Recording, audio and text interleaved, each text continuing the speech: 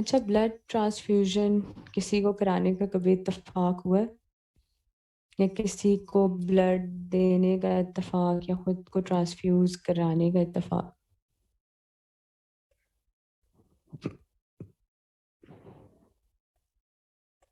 और कभी ऐसा हुआ है कि किसी को ब्लड ट्रांसफ्यूज हुआ हो और उसे कोई एलर्जी हो गई हो? अच्छा, चलो चलो आज देखते हैं कि ब्लड ट्रांसफ्यूजन होती क्या है, करते क्यों है, और ये बज़ाहिर हमें जितना आसान दिखने में लगता है, इसमें क्या क्या कंपोनेंट्स होते हैं और कैसे कैसे पेशेंट को हम कौन कौन सा कंपोनेंट ट्रांसफ्यूज कर सकते हैं. So transfusion of blood and blood components, which includes the RBCs, the platelets, the plasma, and cryoprecipitate, is one of the most common medical procedure performed in the developed world. ठीक है? The only condition when blood is needed is blood loss in trauma and during surgery where all the blood products are being lost. तो क्या indication होती है आपकी? एक तो blood loss हो गया ट्रॉमा में, तब आप लगाते हो. दूसरा, आप सर्जरी कर रहे हो जिसमें आपका ब्लड लॉस हो रहा है, आपको उसमें भी ब्लड लगाना पड़ता है. उसके अलावा वेरियस प्रोडक्ट ऑफ ब्लड जो होते हैं ना, उसे हम ट्रांसफ्यूज कर सकते हैं जो उसकी रिक्वायरमेंट होती है. जैसे पैक्ड आरबीसीज जो होते हैं वो हम अनीमिया के लिए, अगर आपके पेशेंट को सिर्फ अनीमिया है तो आप उसे पैक्ड आरबीसीज लगाते हो. ठीक है. प्लेटलेट्स आप लगाते हो थ्रोम्बोसाइटोपिनिया के लिए. और फ्रेश फ्रोजन प्लाज्मा उन लोगों को लगाते हैं जिनमें क्लॉटिंग फैक्टर डिफिशिएंसी हुई होती है. तो इन चीज़ों का क्या फ़ायदा है कि हम अलग-अलग ब्लड प्रोडक्ट्स को क्यों अलग-अलग से लगा रहे हैं? एक तो ये फ़ायदा है कि unnecessary transfusion of product of blood can be avoided in other patients and can benefit from them. मतलब कि आपका पेशेंट सिर्फ अनीमिक है, ठीक है, और आप उसे वो पूरा होल ब्लड लगा रहे हो जिसमें प्लेटलेट्स भी हैं, जिसमें फ्रेश फ्रोजन प्लाज्मा भी है, सब कुछ है, उससे तो कोई बेनिफिट नहीं होगा. वो तो सिर्फ अपने आरबीसीज को ही कैच करेगा जिसकी उसे डेफिशिएंसी है. लेकिन ये अगर आप पहले ही ब्लड प्रोडक्ट को यूं अलहदा कर दो, एक ही डोनर है, उसने जो ब्लड दिया, अब उसके ब्लड में से आपने आरसीसी अलग कर दिया, पैक्ड रेड सेल्स जो होते हैं वो अलग कर दिए, प्लेटलेट्स अलग कर दिए, फ्रेश फ्रोजन प्लाज्मा अलग कर दिया, तो अब 3 पेशेंट्स उससे बेनिफिट हो सकते हैं. एक बंदे के डोनेट किए हुए बैग से अगर वो प्रोसेस होके कंपोनेंट्स अलग हो जाए तो एक एनीमिक पेशेंट को, एक थ्रोम्बोसाइटोपेनिक पेशेंट को लग जाता है और एक जिसमें कोई क्लॉटिंग फैक्टर डेफिशिएंसी हो उसे लग जाता है. ठीक है? इसके अलावा जो ब्लड ट्रांसफ्यूजन के हैज़र्ड्स होते हैं, जो उसकी वजह से रिएक्शंस होते हैं, वो कम हो जाते हैं अगर हम स्पेसिफाइड ब्लड प्रोडक्ट्स लगाएँ, होल ब्लड को छोड़ के, ठीक है? तो ब्लड जो है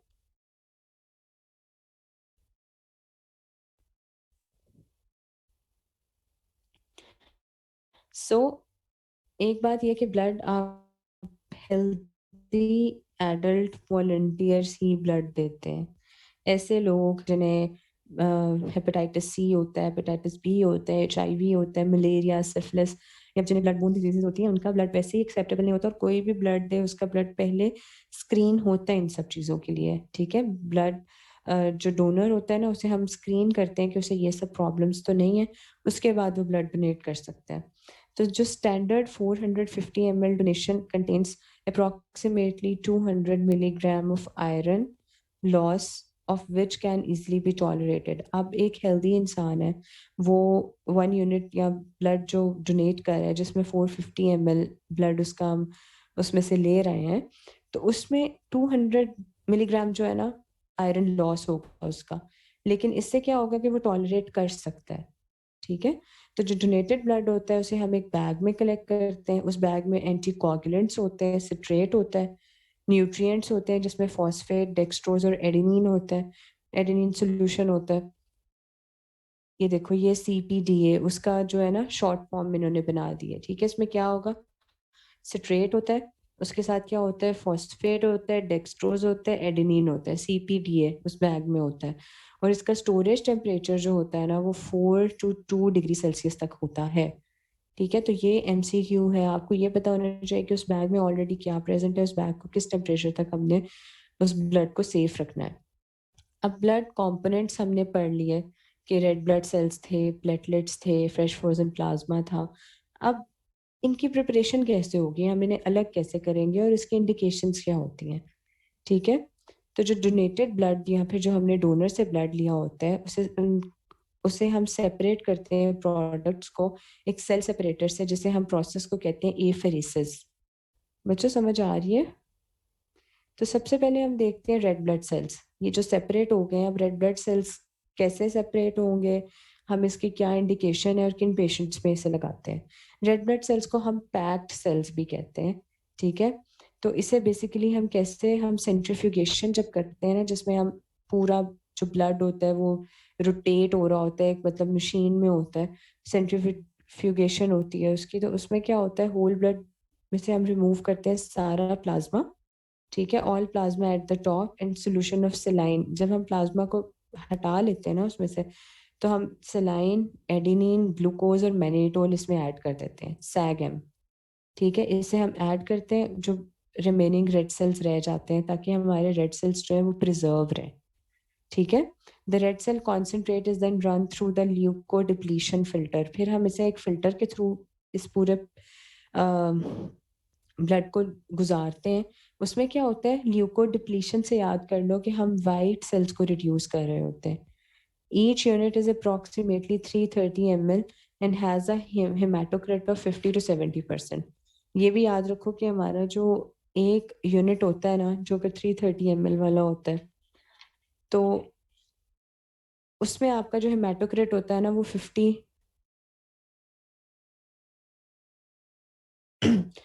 to 70% होता है।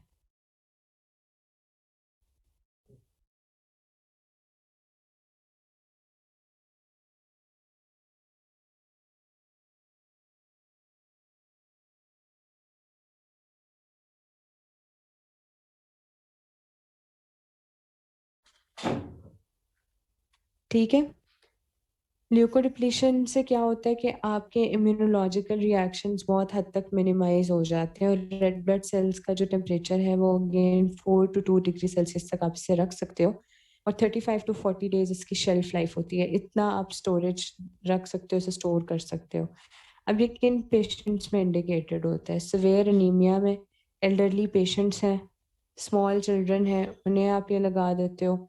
In patients in whom introduction of large volume may cause volume overload, जिनमें वॉल्यूम ओवरलोड होने का खतरा होता है, तो उनमें आप सीधा ब्लड अटैच करते हो। Blood product should be irradiated before transfusion to an immunocompromised patient. After irradiation, shelf life of RBC is reduced to 14 days from date of irradiation. जो इम्यूनो कॉम्प्रोमाइज्ड पेशेंट होते हैं ना, उनके लिए, उनमें हम इरेडिएटेड ब्लड प्रोडक्ट लगाते हैं। ब्लड प्रोडक्ट जब रेडिएशन के थ्रू गुजरेगी ना, तो उसकी शेल्फ लाइफ हाफ हो जाएगी। पहले 40 डेज थे, अब सिर्फ 14 डेज रह गए। ठीक है, तो इस चीज़ का ध्यान रखना होता है। बच्चों समझ आ रही है? हेलो, मेरी आवाज़ तो आ रही है ना? कोई चैट में एक्टिव नहीं हो रही है ना, एंड पता चले मेरी आवाज़ गायब हुई हुई है।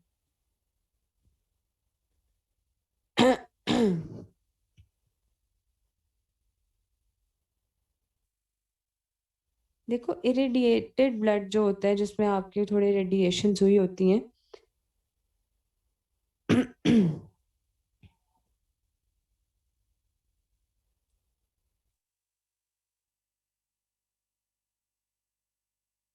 इसका ये इशू होता है कि आपके जो ऑटो इम्यून पेशेंट होते हैं ना, सॉरी, इम्यूनो कॉम्प्रोमाइज्ड पेशेंट होते हैं, उनमें transfusion associated graft versus host reaction बहुत होते हैं। ठीक है, डोनर से रिएक्शन हो गया। ठीक है, तो जो ये रिएक्शन को हटाने के लिए ना, हम पहले रेडिएशन करते हैं, उस ब्लड को रेडिएट करते हैं। सिर्फ इम्यूनो कॉम्प्रोमाइज पेशेंट में हम रेडिएटेड ब्लड लगाते हैं। ठीक है, प्लेटलेट्स में क्या होता है, platelet concentration can be obtained by centrifugation of whole blood called pooled random donor और फ्रॉम सिंगल डोनर। जो आपकी प्लेटलेट कॉन्सेंट्रेट्स होती है ना, इसे हम सेंट्रीफ्यूगेशन से, जो पूरा आपका जो होल ब्लड होता है ना, उसके सेंट्रीफ्यूगेशन करते हैं, और उसमें उस प्रोसेस को हम कहते हैं पूल्ड रैंडम डोनर और सिंगल डोनर यूजिंग एफेरेसिस। हम एफेरेसिस के थ्रू ना आपके प्लेटलेट्स को सेपरेट करते हैं। अब एफेरेसिस का मेथड देखो, एफेरेसिस में क्या होता है, this method fixed quantity of blood is collected in a bolus called a extracorporeal volume and the directed component platelet is separated and collected in collection bag। देखो, हाँ, पूल वाले में ज्यादा डोनर्स होते हैं। अब एफेरेसिस के मेथड में ऐसा होता है कि आपने ना एक फिक्स्ड ब्लड क्वांटिटी उठा लेनी है। फॉर एग्जांपल मैं कहती हूँ 500 ml मैंने ना ब्लड कलेक्ट करना है, ठीक है। उसका लाइक एक बोलस बन गया जिसे हम एक्स्ट्रा कॉर्पोरियल वॉल्यूम कहते हैं। उसमें से आपने जो प्लेटलेट्स को सेपरेट करना है ना कलेक्शन बैग में, and the other component red blood cells, leucocytes and plasma are return to the donor.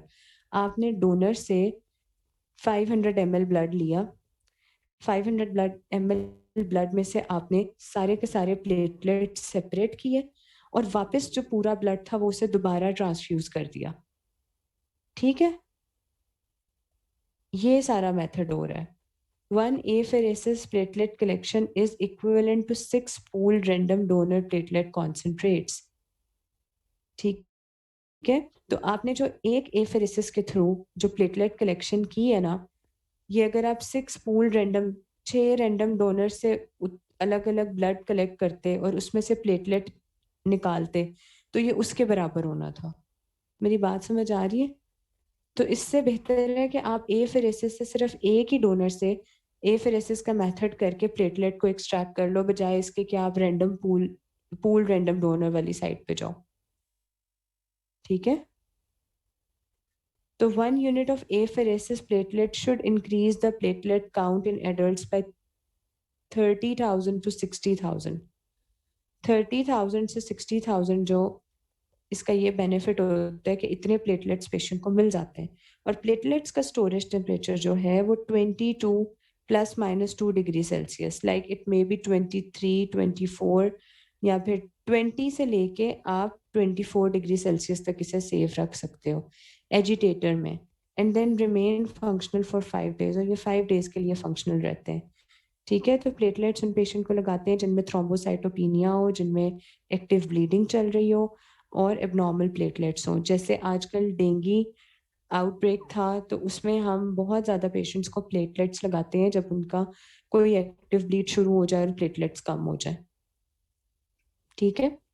अब बात आई आपकी fresh frozen plasma. Fresh frozen plasma जो होता है, 250 ml of plasma can be remove from a single unit of whole blood. आपने whole blood का जो यूनिट एक निकाला डोनर से, आप उसमें 250 ml ऑफ प्लाज्मा जो है ना उससे एक्सट्रैक्ट आउट कर सकते हो। फ्रेश फ्रोजन प्लाज्मा से याद रखो कि ये लाइक इट्स नेम, तो ये प्लाज्मा ही एक्सट्रैक्ट आउट होगा ना। तो अच्छा मुझे ये बताओ, रेड ब्लड आरसीसी तो हो गया ना, packed blood cells red colour के, तो ये जो प्लेटलेट्स होते हैं और ये जो फ्रेश फ्रोजन प्लाज्मा होता है ये किस कलर का होता है?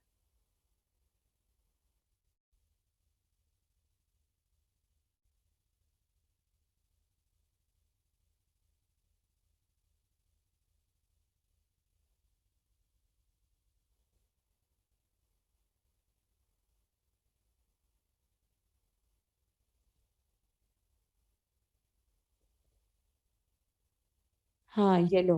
और पता है जो लेमैन होते हैं ना, उन्हें तो ये पता नहीं होता कि आपने जो है वो आरसीसी लेके आना है, आपने ये लेके आना है। तो इसमें आप ये कहते हो कि आपने लाल खून लेके आना है, आपने सफेद खून लेके आना है, लेकिन पता आपको होता है कि आप क्या लिख के दे रहे हो। सफेद खून वो प्लेटलेट्स को भी समझेंगे, सफेद खून वो फ्रेश फ्रोजन प्लाज्मा को भी समझेंगे, ठीक है। चलो जी आगे चलते हैं। 250 ml ऑफ प्लाज्मा जो होता है ना वो रिमूव करते हैं हम single unit of whole blood से, ठीक है। And can be collected by apheresis, ये एफेरेसिस से भी हम कलेक्ट कर सकते हैं। अब इसका क्या फायदा होता है, प्लाज्मा में आपके कोगुलेशन फैक्टर्स बहुत ज्यादा पड़े होते हैं, ठीक है। वो स्टोर करते हैं हम -40 to 50 डिग्री सेल्सियस तक। With the 2 year of shelf life. सबसे ज़्यादा शेल्फ लाइफ आपकी फ्रेश फ्रोजन प्लाज्मा में होती है, ठीक है। It is thawed to 37 degree Celsius before use. 37 degree Celsius तक हम इसे यूज़ से पहले, थॉड मतलब इसको एक तरह से आपको जब ये मिलता है ना, तो ये आपको फ्रोजन फॉर्म में मिलता है। फिर आप 37 नॉर्मल बॉडी टेम्परेचर के करीब करीब तक इसके टेम्परेचर को करते हो, और फिर आप पेशेंट को इसे एडमिनिस्ट्रेट करते हो, बिल्कुल डीफ्रीज करते हो। FFP should be used with in 4 hours of थॉइंग। FFPs are used for the treatment of single or multiple factor deficiency, and we know that liver disease में यूज करते हो जिसमें क्लॉटिंग फैक्टर्स बनना बंद हो जाते हैं, और कोई कोएगुलोपैथी डिसऑर्डर हो गया तो उसमें भी आप अगर मैसिव ट्रांसफ्यूजन के बाद हो गया तो आप फ्रेश फ्रोजन प्लाज्मा को लगाते हो। फ्रेश फ्रोजन प्लाज्मा की शेल्फ लाइफ 2 years है, लेकिन आफ्टर थॉइंग आपने इसे 4 hours में यूज करना ही करना है। तो आपके फ्रेश फ्रोजन प्लाज्मा में FFP कंटेन फिब्रिनोजन, ठीक है, albumin, protein C, protein S, anti thrombin, tissue factor pathway inhibitors. तो ये सब आपके फ्रेश फ्रोजन प्लाज्मा में होता है। और कोआगुलोपैथिक हैमरेज में ये आपका फर्स्ट लाइन थेरेपी होता है कि आप पेशेंट को फ्रेश फ्रोजन प्लाज्मा लगाओ। बच्चे ल्यूकीमिक पेशेंट्स जो होते हैं ना, उनकी फिर इतनी मल्टीपल प्रेजेंटेशन हो रही होती है, तो उसके अगर उनमें क्लॉटिंग फैक्टर्स की कोई डेफिशिएंसी आ रही हो, उस केस में हम लगाते हैं सिर्फ, ठीक है। Cryoprecipitate. A single unit of cryoprecipitate can be removed from a single unit of FFP, supernatant precipitate. It is stored at -30 degrees Celsius with 2 year shelf life. आपका cryoprecipitate जो है ना, वो आपके fresh frozen plasma से ही लिया जाता है, ठीक है। ये -30 डिग्री सेल्सियस तक इसे हम सेफ रखते हैं, और इसका क्या फ़ायदा होता है कि इसमें फैक्टर 8 होता है, ठीक है, और फिब्रिनोजन होता है, और वॉन विलर बैंड फैक्टर होता है।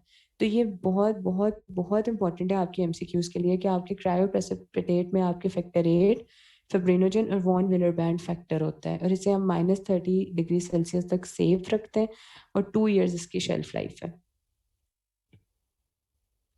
अब हमने ये देखना है कि आपके ब्लड में स्टोरेज के दौरान क्या क्या चेंजेस आती हैं।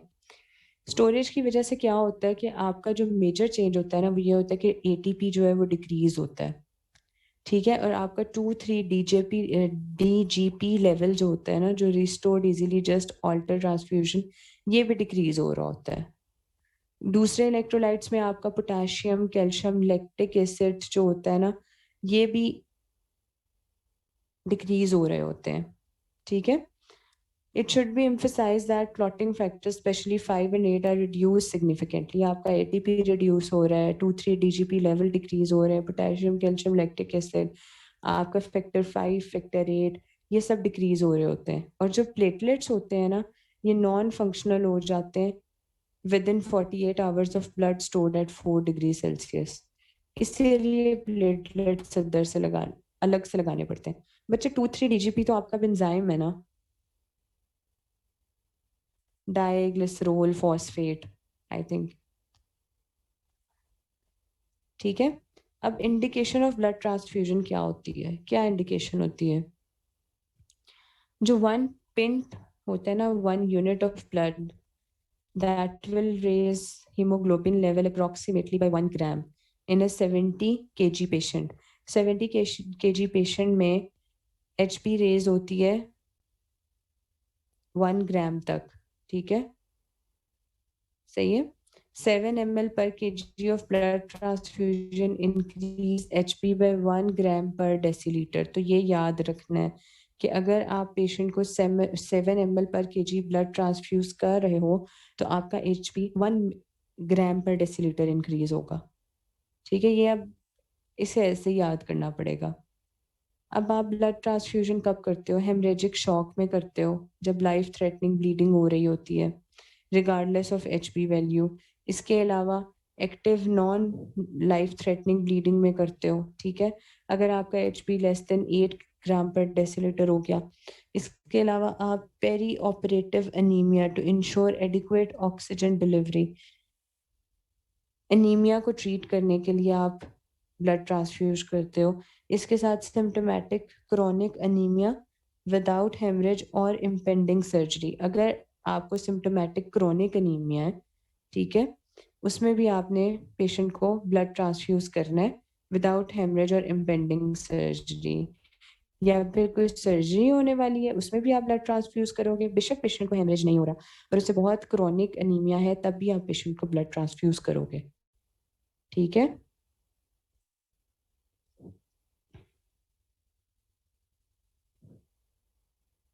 ये आपका फ्रेश फ्रोजन प्लाज्मा आपको नजर आ रहा है, ठीक है, और ये वही सारी बातें जो हमने पढ़ी हैं, इसे देख लीजिएगा।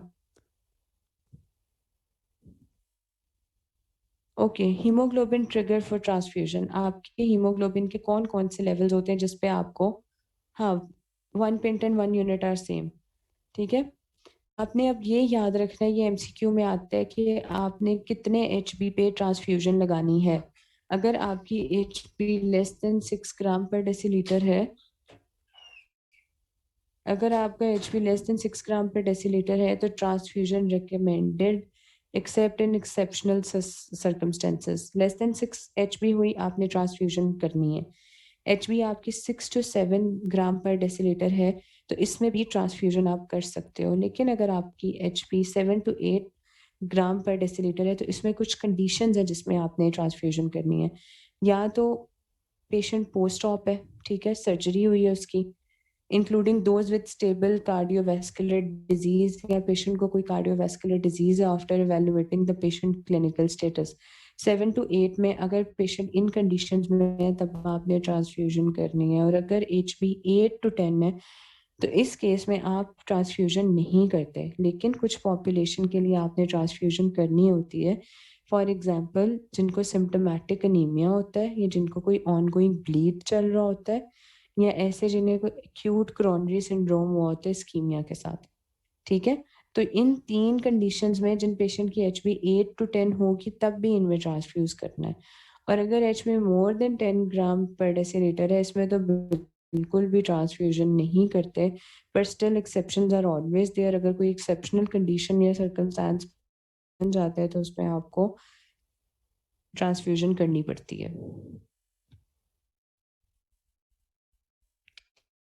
ठीक है,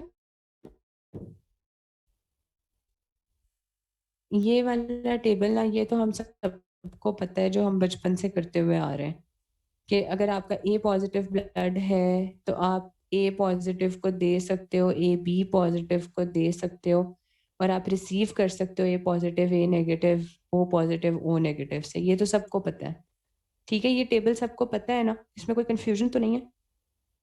आगे चलूं, टाइम वेस्ट ना करूं इस पे, बस ठीक है। And I expect you guys कि आप सबको ये पता होगा। Safety measures during transfusion. क्या सेफ्टी मेजर्स होते हैं ट्रांसफ्यूजन के दौरान? Positive identification. सबसे पहले आपको ये पता होना चाहिए कि पेशेंट कौन सा है। आइडेंटिफाई करो अपने पेशेंट को कि मैंने इस पेशेंट को जो है ना ब्लड लगाना है, उसका bed side along with hospital registration number सब कुछ मैच करो। उसके बाद वो एक तो आपका जो ब्लड बैग होता है ना, उसके ऊपर उस पेशेंट का नाम और हॉस्पिटल नंबर लिखा होता है, पेशेंट कंट्रोल नंबर के साथ में। आपने अपने पेशेंट के पास जो उसका कार्ड होना है उस पर उसका पेशेंट कंट्रोल नंबर देखना है। सेम हुआ तो तब ब्लड ट्रांसफ्यूजन करनी है। Comparison of name of patient and blood group return on the blood bank with the slip provided by blood bank. Blood bank एक स्लिप देती है, उस पर सारा कुछ लिखा होता है कि ब्लड ग्रुप कौन सा है, पेशेंट का नाम क्या है, पीसीएन नंबर क्या है, वो सबको मैच करना है। Checking the ABO and RH group compatibility with each pack with the patient. एक तो ये, अगर पेशेंट बी पॉजिटिव वाला है तो यही बी पॉजिटिव ही होना चाहिए। एबीओ कंपैटिबिलिटी चेक करनी है, फिर आरएच ग्रुप यानी पॉजिटिव है या नेगेटिव है वो चेक करनी है, और उसके बाद ट्रांसफ्यूजन करनी है। Examination of each bag for evidence of damage. If in doubt blood should not be use in return to blood bank. अगर आपको डैमेज नजर आ रहा है बैग में तो बिल्कुल ट्रांसफ्यूज नहीं करना है, ब्लड बैंक वापस भेज देना है, ठीक है। ब्लड ब्लड ग्रुप्स को देखना, इंटरचेंज नहीं करना। क्रॉस मैचिंग मस्ट है, क्रॉस मैच मस्ट कराना है। उसके बाद आपने वाइटल्स को चेक करना है, बीपी, पल्स, टेम्परेचर देखनी है before and after the transfusion. आपने ट्रांसफ्यूज़ करने से पहले पेशेंट का बीपी, पल्स, टेम्परेचर लिखना है और ट्रांसफ्यूजन जब ख़त्म हो जाएगी उसके बाद भी बीपी, पल्स और टेम्परेचर लिखना है, ठीक है? आपने डिटेल इंस्ट्रक्शन लिखनी है कि आपने पेशेंट को कितने रेट से ब्लड लगाया है। फॉर एग्ज़ाम्पल आपने कितने ड्रॉप्स पर मिनट उसे देने हैं, ठीक है? तो लेकिन जब पेशेंट कोई बहुत ट्रॉमा के कंडीशन में है या फिर उसका एक्टिव ब्लड लॉस चल रहा है, तो उसमें आपने पेशेंट को ना डायरेक्ट ब्लड फुल स्पीड पे लगा देना है।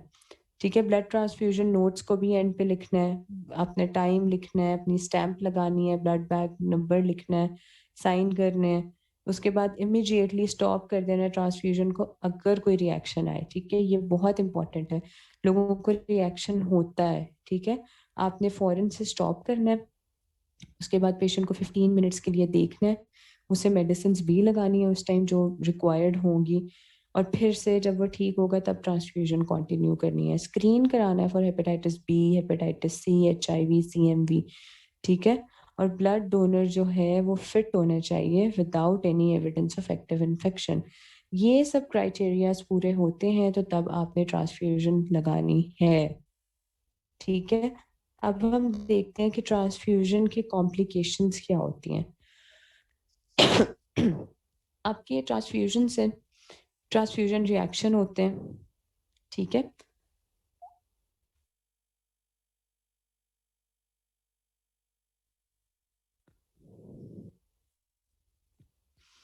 चलो जी, ट्रांसफ्यूजन रिएक्शन में क्या होता है? Acute immune haemolytic reaction.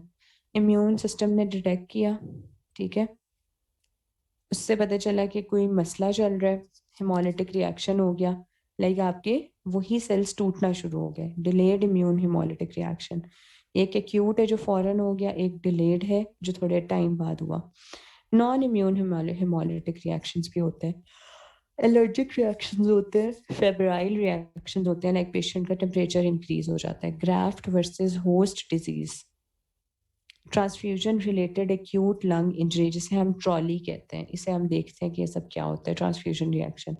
इसके अलावा पेशेंट को इन्फेक्शन हो सकता है, ये रेयर हो गया आजकल क्योंकि हम ब्लड को पहले ही स्क्रीन कर लेते हैं कि कोई एक्टिव इन्फेक्शन नहीं है, साइटोमेगालोवायरस, हेपेटाइटिस बी, सी, एचआईवी ये सब नहीं है, तो फिर ये रेयर हो गया कि इन्फेक्शन हो, ठीक है? बैक्टीरियल इन्फेक्शन वगैरह इन सबको रूल आउट पहले करना होता है, मलेरिया को भी। स्टोरेज कॉम्प्लिकेशंस भी हो सकती हैं कि ड्यूरिंग स्टोरेज अगर उसमें हाइपरकैलेमिया मतलब पोटेशियम ज़्यादा हो गया है या फिर सिट्रेट उस बैग में ज़्यादा था, सिट्रेट टॉक्सिसिटी होगी और सिट्रेट की वजह से हाइपोकैल्सीमिया हो जाता है।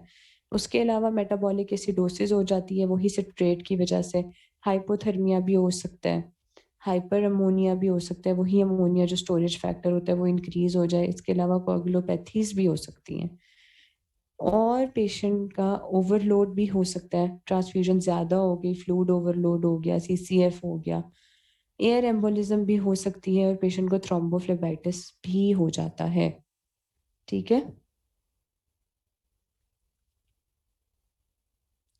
बच्चों आप सब जाग रहे हो ना?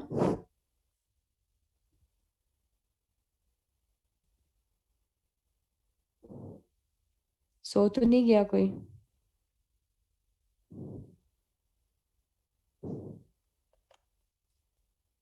अब जो कल